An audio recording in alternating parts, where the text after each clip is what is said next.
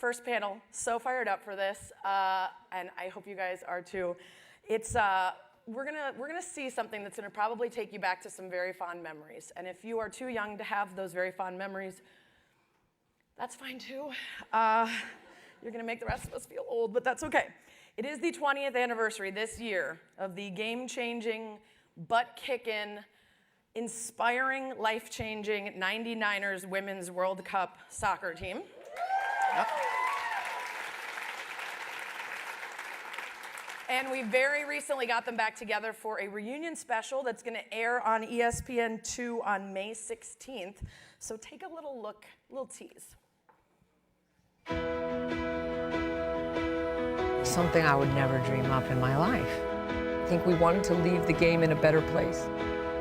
We celebrated everyone being who they were. There's 20 individuals, but at the end of the day, it's the team that comes first. No better team to emulate that than the 20 of us. They got to the peak. They changed the face of women's sports and women's soccer forever. 120 minutes in intense heat and pressure, and now the biggest pressure of their lives, their most important penalty kicks ever. The shot, save Scurry! For the USA to take the lead. Lily, the shot, go! Mia Hamm with a chance to give her team the lead. Shot and a goal! The USA could win the World Cup on this next kick. Chastain will take it. I just waited for the whistle, and I never took my eyes off the ball. The United States has won. Once it hit the net, it was literally like this explosion of colors and light. The United States has won the Women's World Cup. It was a journey. It was a process for all of us to get to that point, and I mean, it's changed everything. We know that.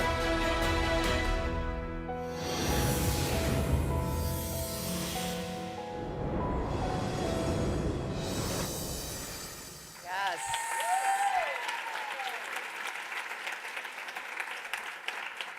May 16th, mark your calendars. But first, you're going to get to hear from some of them today.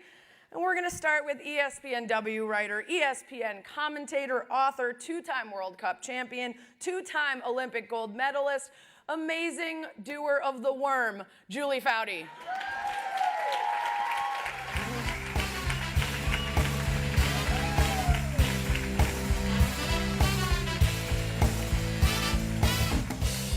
Two-time World Cup champion, Olympic gold medalist, coach, and soccer commentator, she of the sports bra, Brandi Chastain.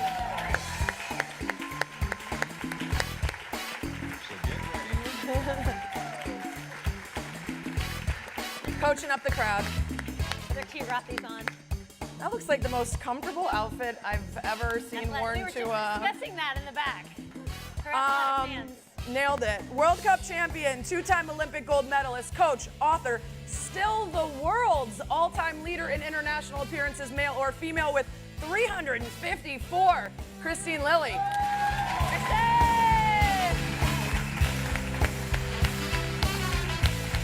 like that photo. Legendary U.S. goalkeeper, a member of the United States women's national team's all-time best 11, two-time Olympic gold medalist, World Cup champion, Brianna Scurry.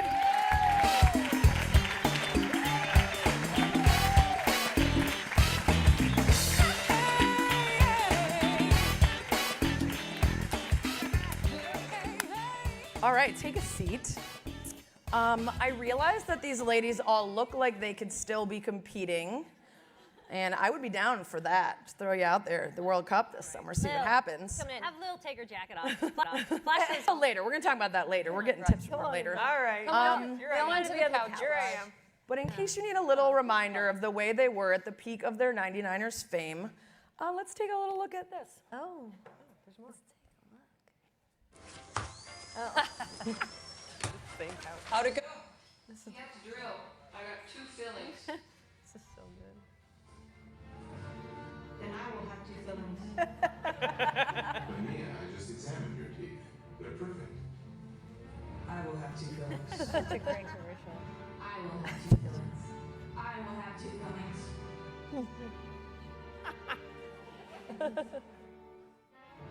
I will have two feelings. Love that.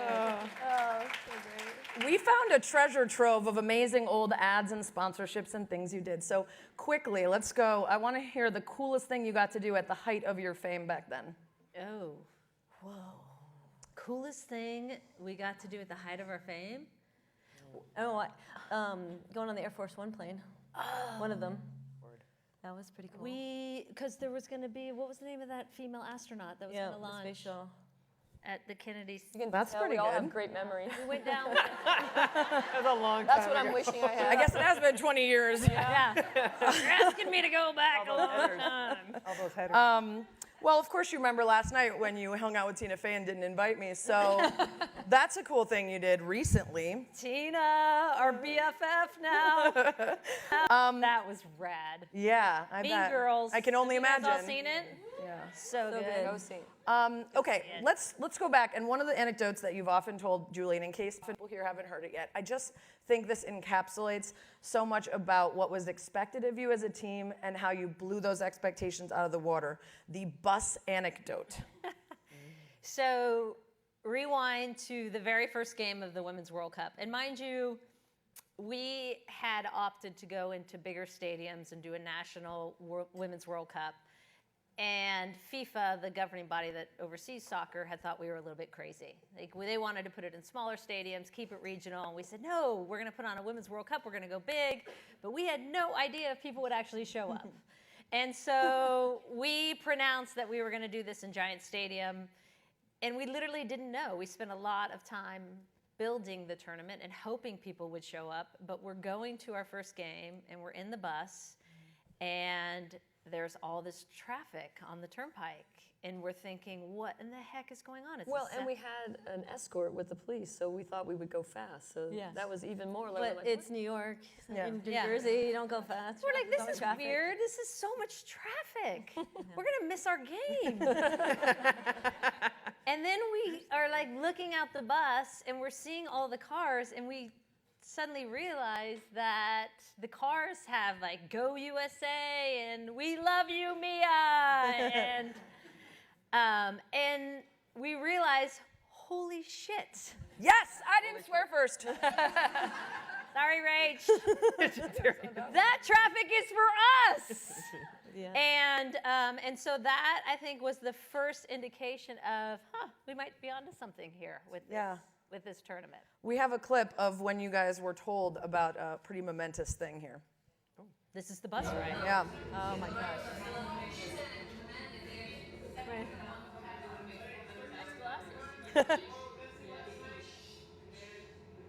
Last night they sold 74,200 tickets. In all likelihood, it will be a sellout.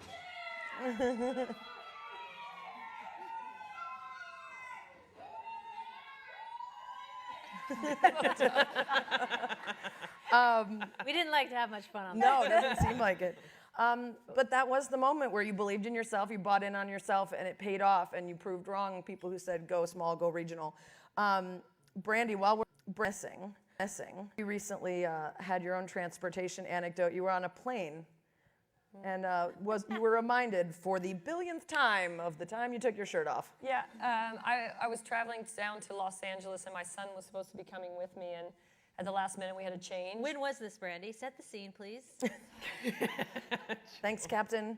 Give them some perspective. It was March The 2000. reunion weekend, just a few weekends Just for the ago. weekend, when we got together, 2019. Yeah? Thank you. Reunion Thank for you. the 99. And it was a cloudy day. And it was a 7 a.m. flight. And that's why my son said, no, I'm not going. No. So I got on the plane and took my seat, just as you do on Southwest. I picked the best one. And, and everybody's on, and all of a sudden it's like, is there a Brandy Chastain on this flight? And I was like, oh, man. What did you forget? Yeah, what did you forget? Are you be traveling with someone else? And I said, coming. And then he goes, He goes, "Are you gonna take your shirt off?" And the whole plane was like, Good. yeah. That's good. And then I did it. And then you did. She did. Maybe today. Brian, I've heard you talk about how what's so nice about some of the memories surrounding that time is that it's a moment in time for people that is associated with something great. Yes. So often, when we say we remember where we were, it's for something. But you've had so many people come up and tell you where and who they were with and all that. Yeah, I was just talking to Jules earlier about a gentleman who mid-50s, avid sports fan, hardcore. He was in a bar and watching, your typical sports, and all these people were watching the Women's World Cup, and he couldn't believe how riveted they were to the TV, and he became emotional as well, and they were all just watching us in the final, and he was telling me this, and he's like, "I'm not someone who watches women's sports. I don't know anything about soccer. I never watch women's sporting event ever." And he's like, I was just looking at him, and he was there, and he was so emotional, and he was so intent on telling me how he felt he wanted to share. And he's like, "I have never seen anything like that in all my years of watching sports." He's like, "I've seen, Giants win this and this team do that." And he's like, "You girls were absolutely amazing." And he's like, "It really changed how I looked at women's athletics." And it was really cool to see him like that. Yeah. Amazing. Unfortunately, there aren't nearly as many times with women's sports where everybody stops. Right. And this was one of them. And Lily, can I call you Lily? Everyone calls You me. can. We're best friends now. Yes.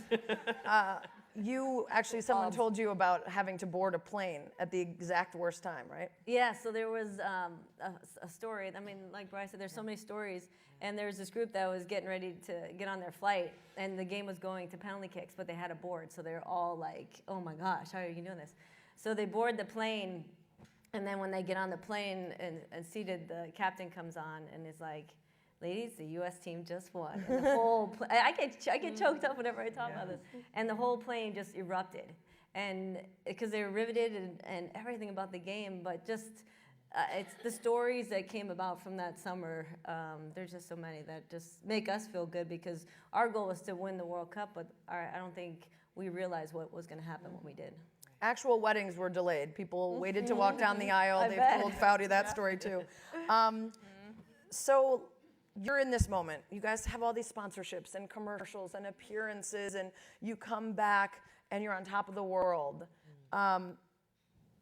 Do you think your legacy has been realized? Do you think what you thought then would happen as a result of you guys has happened? We talk about this a lot, and especially now that we're two decades beyond it. And I think the legacy we dreamt of was, can we show everyone what is possible? Not just with women's soccer, but with women's sports. And if you invest the time and energy, they spent 4 years literally marketing and going to the grassroots. And we had an organizing committee like you do with men's events. And the result was people showed up. And we wanted people to see that if you do invest and tap into this market, that you will get a return. And the frustrating thing, I think, for me, and maybe you guys feel differently, but is that we thought it would be a catalyst that propelled women's sports forward faster. And it's happened at a slower pace than I had hoped, and especially with women's soccer. I thought this was going to be the moment where globally countries all over, because in women's soccer, it's a very still male-dominated sport, and they don't allow women to play in many countries. And I thought, oh my gosh, if they see this will change their mindsets, and you're going to shift cultures. And what I've learned is shifting cultures takes a lot of time. And so it's been frustratingly slow to see the progress. I feel like we're at a huge tipping point with women's soccer right now, where countries are finally seeing the light. They're having this epiphany of like, oh my gosh, I'm surprised that the country has responded. I'm like, no shit. That's twice. $2. Sorry. too. And I'm like, when are we going to stop being surprised that people show up when you actually invest in that market? And so that has been slower than I had hoped. What, do you agree, disagree? No, I think that's true, but I think, we talk about, I was with Abby not too long ago with her new book that's out, and talking about how grateful we are for things. And that we spend a lot of time saying how grateful we are to have things, but I think Julie's right that even though I'm grateful of where we are, it still is when I say, well, what do you think women's national team, wanting equity, and equality, and I'm like, I'm exhausted over this conversation, and I'm frustrated, but I'm also energized by their courage to continue fighting, because for as much as I am upset about it taking so long, I am happy where we are, but to keep pushing, and that's, I think, for this group of what we've been with, and the group of women that are now going to take the stage in France, they continue to be pushy and be loud, and so will you. I think also with regards to one example I can give you specifically, when we were just recently with the current team at our reunion, it was amazing. And then I saw one of the bullet points of things that their collective agreement allowed them to have, and it was equal flights, vacation of flights and hotels as the men's team. And that took a long time. It was just this last time they finally got it, and I was like, damn. That took a long time. That's like a no-brainer when I was asking other people, what do you think about this? Oh, were they smaller? I mean, don't they deserve to fly in first class? What exactly? So there's that part of it, but then there's the other part that the current environment with the Me Too movement and Time's Up, and I think with different things happening in women's empowerment and so many people getting behind equality, it's getting as close as it's going to get to happen. I think it's going to happen soon. I feel like different companies are getting on board, with the Luna bars covering the gaps in the pay for the women and men, and different companies are getting involved, and I think that's going to put applied pressure on U.S. Soccer Federation, I hope, to do the right thing. And I think it's now really close to happening. Brandy just said she's exhausted. There's a specialness to us continuing to be invited to you did for some forgotten they did, and for you that's great they did. There's also the expectation of continuation to represent something, even 20 years later when you would hope that somebody else would have stepped in to represent the thing. How do you feel about continuing to stand for something, and maybe when you'd gotten farther since you started standing for? Well, it is. I think I'm with it all. Just like doing what's right from the start. Make these choices proactive and having to push. But the players do and what the U.S. platform has, and it's not only here, but it's affecting the rest of the world. I mean, you can see the impact they've had on other organizations, England, Canada, all those players are like, well, look what the U.S. is doing, and they're taking a stand. So the more that's happening, it's affecting globally, and then it affects these new countries that in the World Cup, like South Africa, Chile, and where they're getting their first chance to be in a World Cup and getting the taste of it, going back, and their organizations to do something. They have to support that because they are. So it's a bigger impact, and I think now we just continue proactive, do things. These companies find the women, because obviously they represent and they have an effect on right now. You talked about how you and Cami Granado from the women's U.S. hockey team used to sit and have conversations about how you could make things better. And you're watching what's happening with hockey now, which we're going to have a panel talking about that later. But thinking to yourself, this could have started these conversations and this push 17 years ago. Cami would have had the support she wanted. Exactly. And I think the women's hockey team realized that as well. They got to a point recently, just a year and a half ago, where they said, why are we dealing with this? This was an issue Cami tried to. two prior. And so when you look at the tree too of the teams with our team, the 99 after and the sport like this, kids playing, marketing went into it happened because we litigated in terms of a contract, and that was in a collective bargaining agreement, and they weren't able to be successful. And that speaks to, I think, as well to the power of unity in this team, that we were willing to risk everything, not go to an Olympics. One negotiation, me actually said to the president of U.S. Soccer, I'd be happy to retire now. We just won a World Cup. I'm good. Jules, are you good? I'm like, good too. She knows Nike would not be okay retiring, and neither would U.S. Soccer. And that was where we had is you can try and talk down negotiating, but we're going together. And hard thing for teams to get to, as Cammie discovered with hockey, them finally getting to that place where they were able to unify, finally enacting some change, and that's a battle they're going to continue to have to wage, though. I think that's something that I've had this conversation a lot, and I think that is a topic for everybody because we go out into whatever it is that we do in our regular day jobs, and it's hard to stand alone and say those things. And I think that's the biggest thing that women, I don't want to say here, but I think in a way we do, because if we're too bold and we're too confident and we put ourselves out there and we don't have a team, we may lose that thing, right? So how do we balance, being that courageous woman that we are, smart and intelligent and competent and capable, if we don't have a support system? I think that's really the conversation that needs to be had for women who don't have a team like this to stand behind. So, and then we should get beyond that conversation because it should be over. Mm-hmm. Right. One of you guys have mentioned the federation.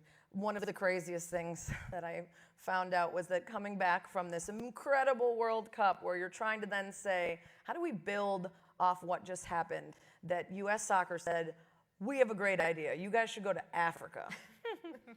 Not the U.S., not make some friendlies where all your fans can see you. Let's send you to a different continent. How do you get things done if the people in charge in those kind of places still don't get it? A lot of that in this. I think it comes back to the unity again. I mean, obviously that wasn't a logical thing to do, to go to Africa right after that, a momentous moment, but I think you have to get unified, and then you have to actually sit down and let's have a conversation about what do you want? And what does that look like? And have it there so that when somebody asks you or when you go up against the other side, and the sad thing is it's still adversarial between the players and the federation, even though it really shouldn't be anymore, but it is. And you have to know what you want. And these ideas, although all ideas are seen as important and relevant, some are more relevant than others. And you need to know exactly what you want and how to move forward together. And the unity is the key to it, because our fight, I mean, right now I talk to a lot of the girls on the team currently, and I said, you know what's great about you guys is you understand your social responsibility as a player on the national team. And they understand it as well as anybody does. And their job is to take that baton and move it forward. And they're doing that. And it's not easy. And I think with the hockey team, they just weren't there yet when Cammie was doing it. Like you said, she was standing out there by herself, and unfortunately, she couldn't get, her line to agree to stand with her, let alone her entire team. And I will add, it's one of the greatest lessons in my life is that when they said to us, we kept asking, what are we doing? We're having this moment and this momentum, and let's capitalize on it. And this is years ahead of the '99 World Cup. And when the response we got was, well, we're thinking about a trip to Africa. We didn't just go, what? That's crazy, and then stop there. What we did is we said, that's stupid. And we are gonna, and after we pushed them, let's think bigger, let's think domestically, how do we grow it here? And they were not moving. We decided as a group, and this is a great lesson, go get it yourself. So we went and hired a marketing team. As the players. As the players, this is how we started our Players Association, to go put on an indoor tour, because U.S. Soccer couldn't control indoor venues. And we were doing an indoor tour with Mia, with her brother Garrett, who was battling cancer. And we realized every year we would do this fundraiser game for him. This is fun. We're playing indoors. There's music. And so we did a 10-game indoor tour. We got paid a lot of money. We got Toys R Us to sponsor it. And we told them about it, and they never fought us. And then the day after we won the World Cup, there was a full-page ad about a full indoor tour that U.S. Indoor wasn't a part of. Tried to sue us. And we were like, too late. Brothers, it was, but a bunch it was. Still is mostly. Too late. You think this way. Smart enough site, and we got paid like $2 million collectively to do an indoor tour. And that became. They ended up having to buy that. Wow. That became what is now the tour that they do. And players are always like, how players are to play 10 games? We're to play. Sorry. We didn't play a lot. We needed to make money. But just add, that's the team. I mean, and the team or any team, everyone their strengths on them and weaknesses, and the power we had. Personalities were so different, but our mentality and our vision was all the same. And we just, different people stepped up different times to make things happen, and it was so great to be part of that group. That's such an inspiring story. So I hate follow it with the fact that you just the 99ers reunion, 99 at LAFC at 30,000 fans, 30,000 friendly of the getting prepped for the World. And they announced that the Niners would all be there until the Friday before a day game. So unfortunately, we are fighting the same. I know you have 2 whole days to plan. 2 whole. Happening. Why? Women's hockey came off their World Cup win, and they were in Chicago, the whole team, and I didn't hear about it. And I work in sports, and I cover women's sports. One of the direct messaged me on Twitter. Hey, did you know the whole team's in Chicago right now? I haven't told anyone. Watch their. You can watch them practice. You can meet. Why is it happening? You guys can speak to the soccer side, where you kept betting on yourselves and proving it to the point where they then had to pay for the thing you pay for. It's not top of mind. And that's the culture you're having at USA Hockey, at U.S. Soccer. Although U.S. Soccer has been forced to push it top of mind, but it's a perfect example. It's not something they think will resonate. And I had faith saying, God, if we known, we would have come. Known, we would have come from Phoenix. Would have come from. I mean, coast even. And that's the thing that you have to shift, which is we need more. We need men coming up every day, and I don't want to just women, because there's great men doing great work as well, But who's waking up? Going we should be thinking of, and let's put that on our list. And right now, you're not seeing it with a lot of national governing bodies. Right. 2018, another cultural phenomenon. Game, world's most watched soccer game, most watched of the United States, women's, which is why top of mind, because of my winning. They're actually making the World Cup. They're making it and making it. Just the fact. Get it real. Feel from afar, and I know you too far off. A lot of you were commentating or interacting with the team. Similar to the 9. For me, it was in full circle. So from being the one from playing on the field, and doing and trying to win and inspire, and then I went to that game. I was in this watching them do the thing, and guard in terms of my heart and all of that, and it was amazing. In terms of how it felt pact-wise, like after the game, socially and all that, that one there, Abby Wambach, it was, for me, it was amazing to see. After she went and kissed her at the time partner, and there was actually of that. And during that World Cup, a lot of the women who are gay are highly focused in a good way. So that is something that has advanced a lot with this team in comparison to Team 9. And a huge change in diversity that a lot of people don't necessarily, but I think that has definitely proved over time. Yeah. At the ESPYs was honored along with Pindy, Eli, or not Eli. I wish you would retire. Oh. In New York. He's great. Great draft pick. To reach. Hobie and Peyton all honored ESPYs at the same time, and she said earlier, for the career I had, I'm so grateful to be honored. And she looked at the two and realized they never had to work day in their lives. We're so rich, powerful from what they had. Meanwhile, she has the most in the history of anyone, and she said, and she have to do now for my what do I have to do now? What do I have to live? Different their paths stretching out in front of them. They all had whole lives to the same, just as hard. That's something that comes in terms of women, in terms of just being at least recognize that you're doing the same work that you catch, that it much to you, that it's of your life. We able to buy into that and accept that. Well, Randy and I are just talking. We're just trying to make a right now. To be honest, I mean, coach, book. Put it up. That. There it is. But now we're trying to figure. Look at that. Look at that. Does that feel? Hold it up.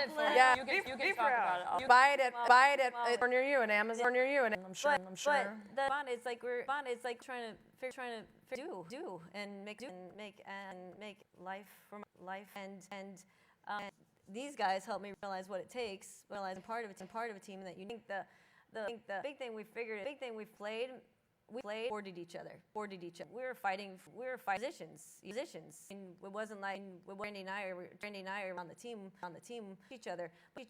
Supported the success of each other because we need each other. But overall help.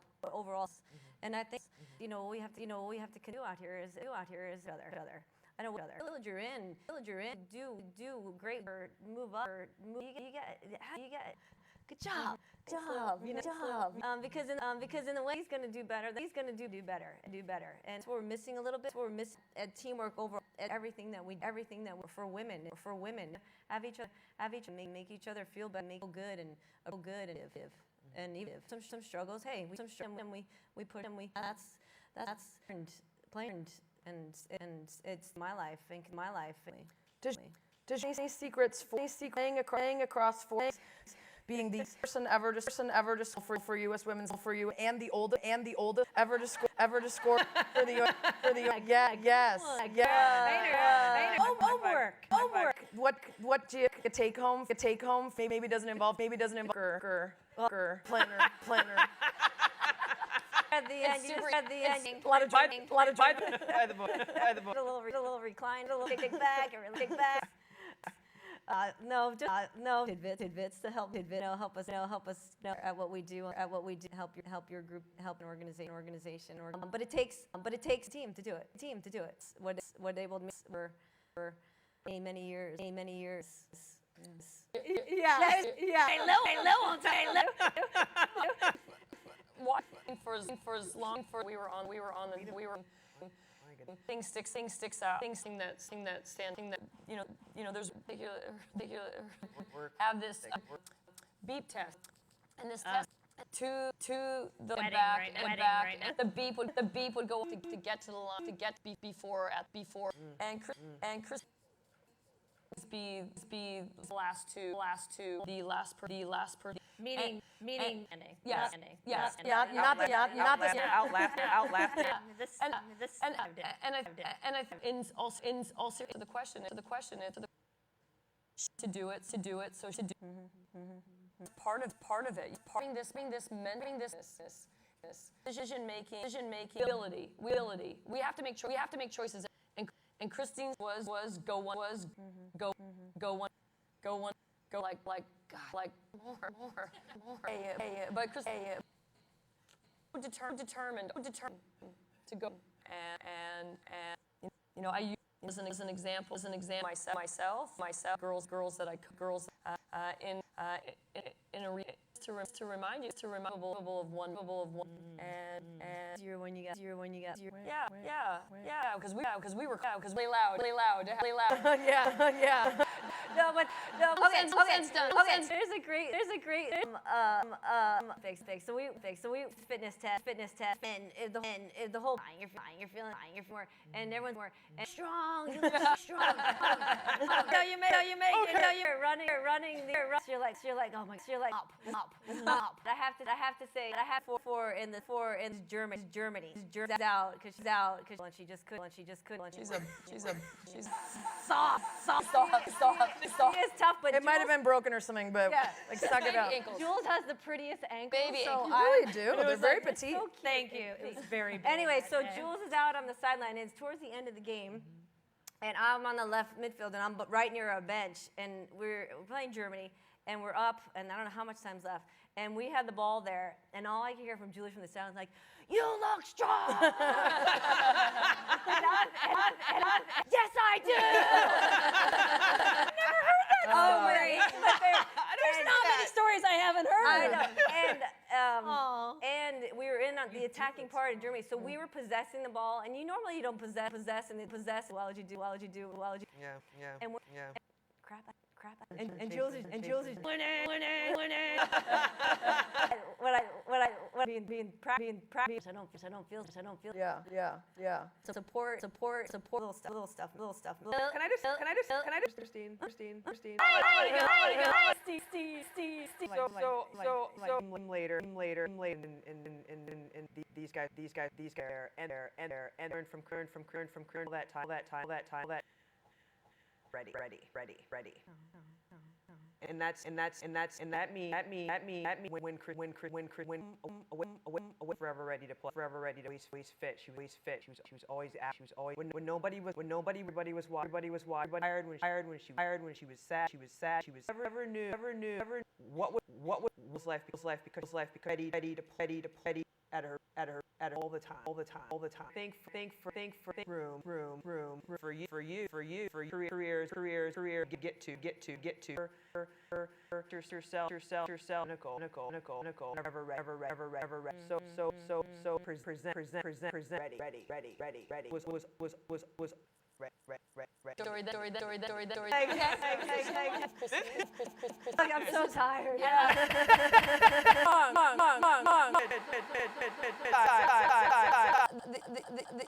Where Christine was heading the ball off the line, it had gotten passed by. This was in the final. That was there it is right there.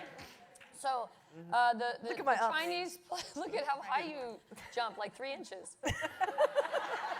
Awesome. But It was enough. Angle than the front angle. But it's all you needed. It was enough. But I tell this story a lot about this moment because, you know, so many times in all of our lives we get bogged down by the mundane, the monotony, we have to do something over and over and over again. And sometimes we decide that I can bypass that thing.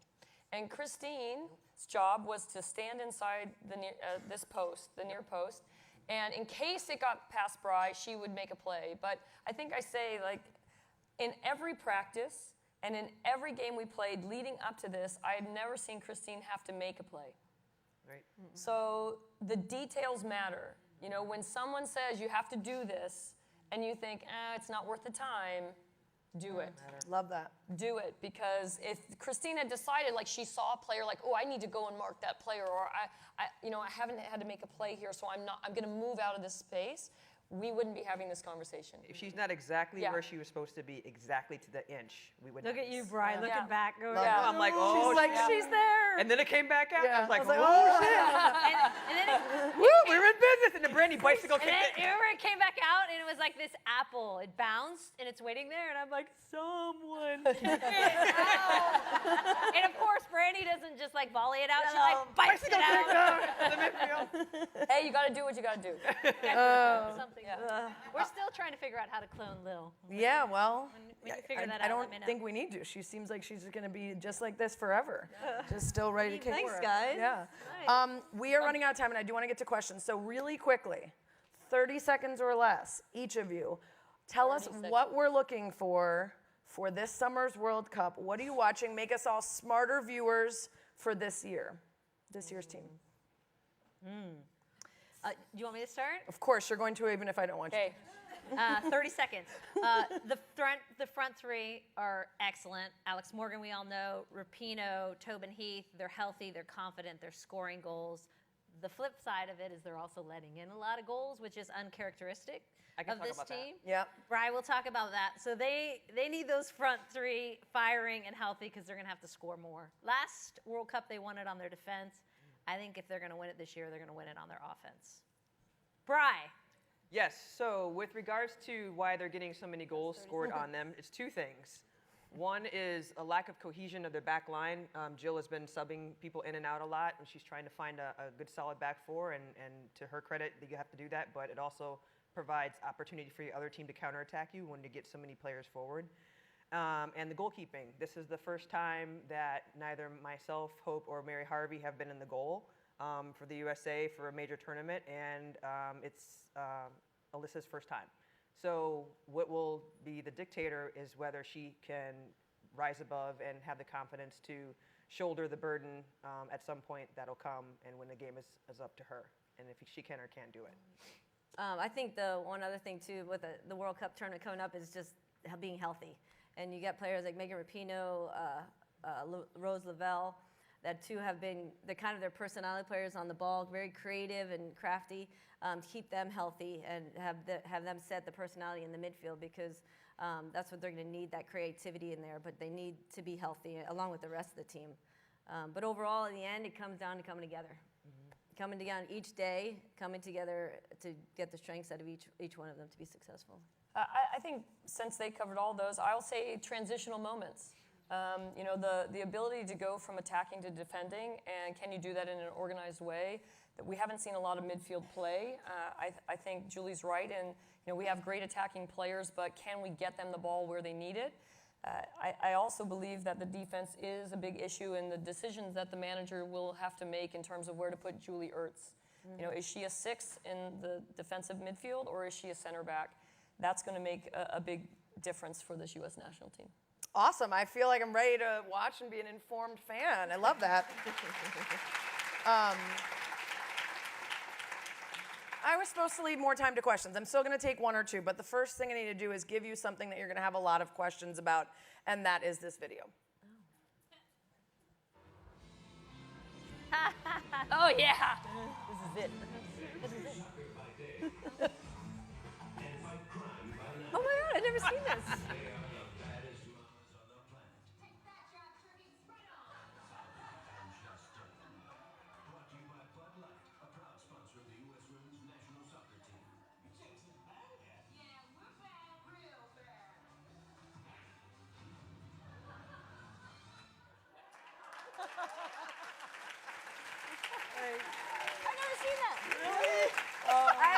I have never How seen have you that. never seen that? I have no idea. Because I would if I play it did, every time I saw them. If I did, we would have had these wigs in the locker room. What is going That on? was awesome. Oh, God, so many questions, but no time for questions about that. Okay, do we have one or two? Yeah. That is incredible.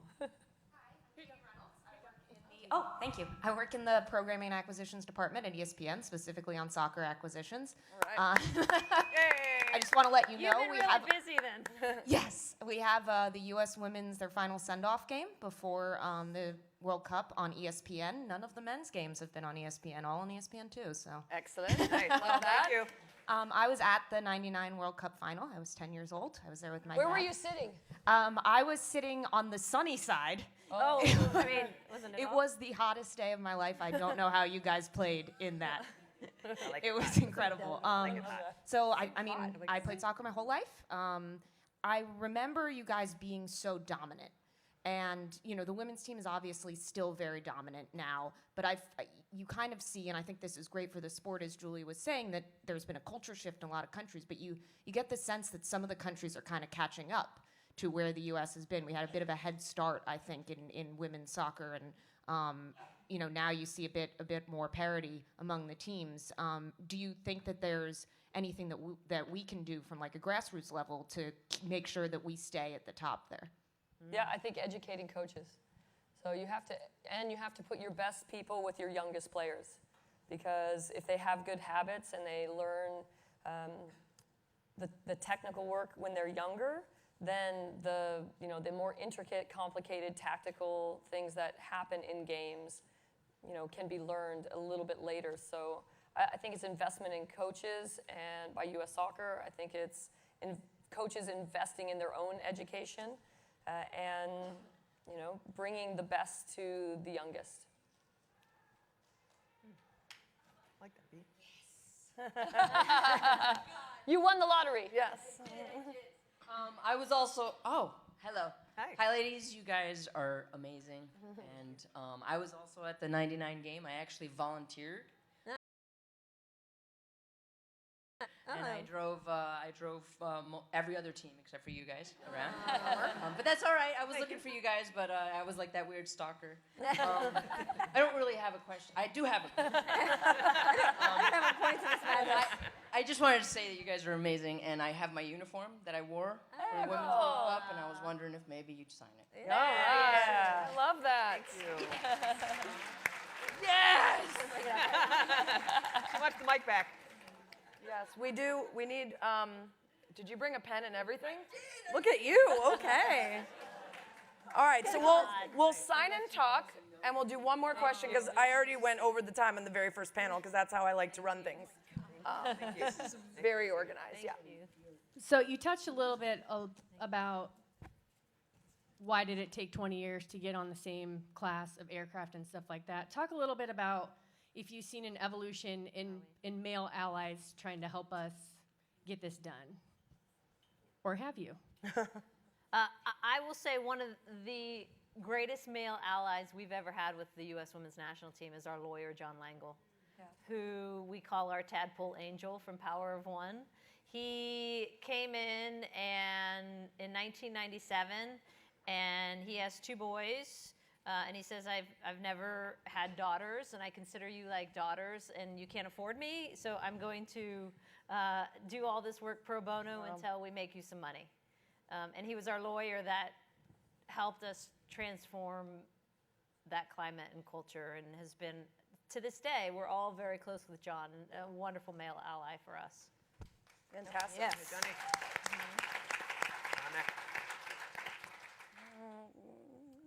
One more, that's it, only because you're in the front and you're staring at me.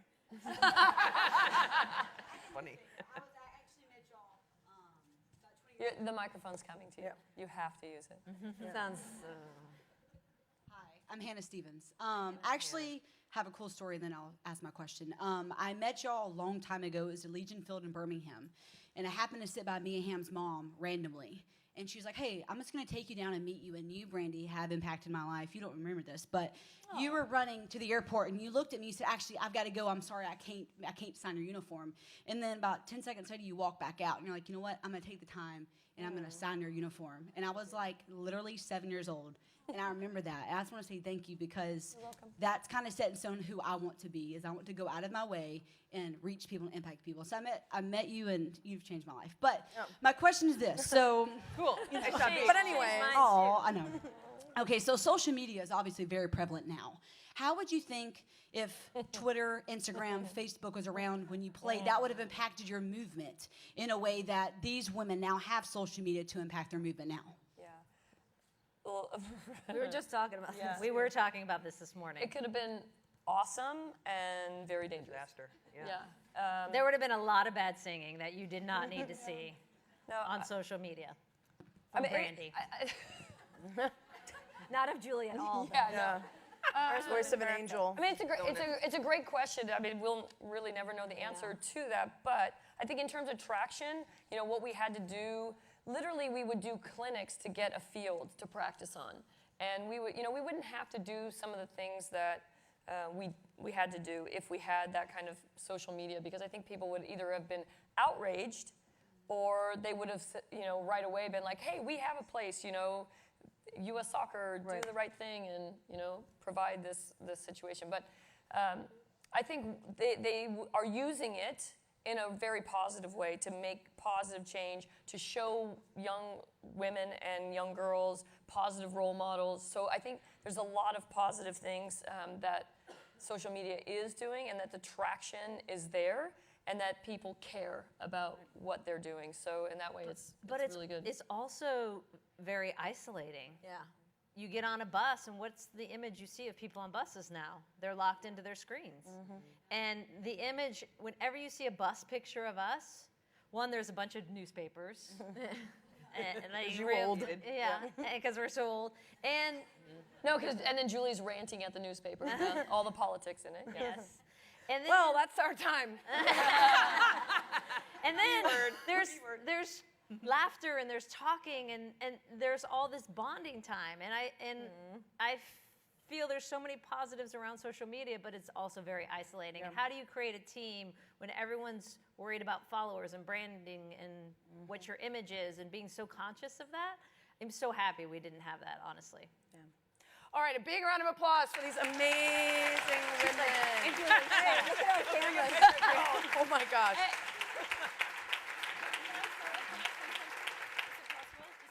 Yeah, go for it.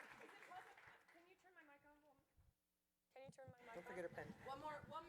Brandy wants to take her shirt off. Brandy has one more message. Yeah, she wants to take her shirt off. It has something to do with a shirt. In your bag is a shirt, and it is the silhouette of the 99 celebration. Ooh. And I hope that it represents to you to celebrate every day the good things that you do. And to share that with somebody else, and to help them celebrate all the good things that they do. So we have this kind of pebble into the pond and this ripple effect to celebrate every day. Thank you. Love it. Yeah. Thank you so much, ladies. Thank you. Get your book, Chrissy. Thanks. Later on, we're going to take a full crowd shot of everyone ripping their Brandy Chastain shirts off. Make a boomerang.